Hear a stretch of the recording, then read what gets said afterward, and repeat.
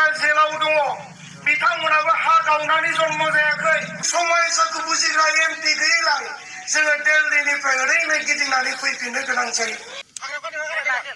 मानो नांगौ जोंखौ मानो लानांगौ? इउपिपिएलना फैसा रानदों फैसा नै इउपिपिएलना फैसा रानदों इउपिपिएलनिया फैसा रानदों नै हाग्रायाव गारखुमालायदोंमोन जोंजों हमजानानै हाग्रायाव गारखुमालायदोंमोन। लेडिस थांगौमोनबोथ' होआखैना आङो फैसाखौ माने हाग्रायाव गारखोदों बबे पार्टिनि इउपिपिएलनि सोरनो जासिलाबायदों जों फैसा लाग्रा नङाना नांगोल माथो खर्चा लाङो ना फैसाखौ लायो हा खर्चा नांगौ ना फैसाखौ नांगौ फैसाखौ नांला बै नादोंब्ला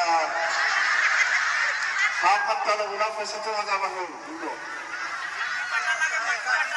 फैसाखौ मा लागे ओइ जे दिनै बिसारिसो जे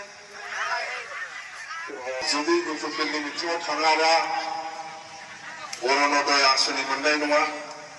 एबा बिटिसिनि दैदेनगिरि जायफोरा गाद्दियाव जिरायना दङ प्रमद बर'जों दैदेनजानाय सरकारनि सोरबा इएम सोरबा एमसिएलए बिथांमोना माइक्र'फन मोनब्लानो मिडिया मोनब्लानो मोनसे बाथ्राखौ बुङो रायजोफोर जे बिटिआरआव सान्थि फैबायनानै बिथांमोना बुङो। नाथाय आं बिथांमोनखौ खावलायदों जाय व्यक्तिफोरा जेलाव दङ बिथांमोनाबो हा गावनानै जन्म जायाखै बिथांमोनाबो जिब जुनारनि जुन्थुनि फिसा नङा बिथांमोनखौबो जोनोम होग्रा बिमा बिफा दङ बिथांमोनखौ जोनोम होग्रा बै बिमा बिफानियाव थांनानै सोंनानै नायथों सान्थिखौ मोनदों ना मोनाखै।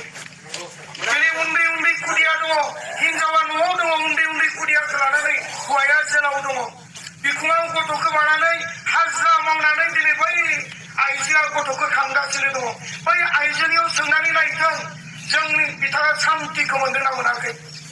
जोंनि बे एनडिएफबिनि गोलाव समनि दावहायाव रोजा रोजा बिर जोहोलावफ्रा मुंख्लं जालांबाय जाय बिमाया गावनि गोरबोआव 9 मास लानानै जोनोम होनाय गथ'खौ दावहा फोथाराव थिनहरदोंमोन बै गथ'आ रुंसारि जालांबाय मुंख्लं जालांबाय बै बिमानियाव थांनानै सोंहैथों सान्थिखौ मोनदों ना मोनाखै।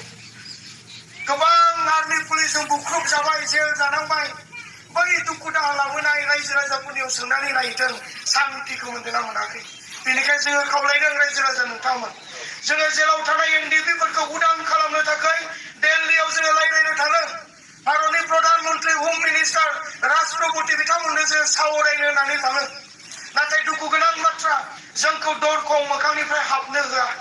मानो होनना बुङोबा मोनसे नियम दङ सासे हम मिनिस्टार सासे प्राइम मिनिस्टार सासे राष्ट्रपतिखौ लोगो हमनोब्ला सासे एमपिनि गेजेरजों एपइन्टमेन्ट एबा पारमिसन लानो गोनां जायो। नाथाय जोंहा जोंनि थैनि एमपि गैयैलाय जोंनि समायसाखौ बुजिग्रा एमपि गैयैलाय जोङो दिल्लीनिफ्राय ओरैनो गिदिंनानै फैफिननो गोनां जायो। बेनिखायनो जोंनो नांगौ जादों जोंनि थै गोनां जोंनि दुखु दाहाखौ बुजि मोननाय बर' जातिनि समायसाखौ बुजिग्रा जातिखौ अननो रोंग्रा व्यक्तिखौ जोङो दिल्लीयाव थिनहरनो नागिरदों। बावैसो सिगाङाव बिबुंथिगिरिया बुंनानै गालांबाय जोंनि हा हुफ्रा रैखाथि गैला जिउ बावनानै मोनदों आन्दलन खालामनानै मोनदों बे हाखौ। थांनाय काउन्सिल इलेक्सनाव बिपि एबा 17 जन एमसिएलए देरहादोंमोन नाथाय प्रमद बर'नि इउपिपिएल पार्टिया 11ताल' देरहादोंमोन। डेम'क्रेसियाव जायानो बांसिन देरहायो बेनो राजा जायो बेनो सरकार दायो।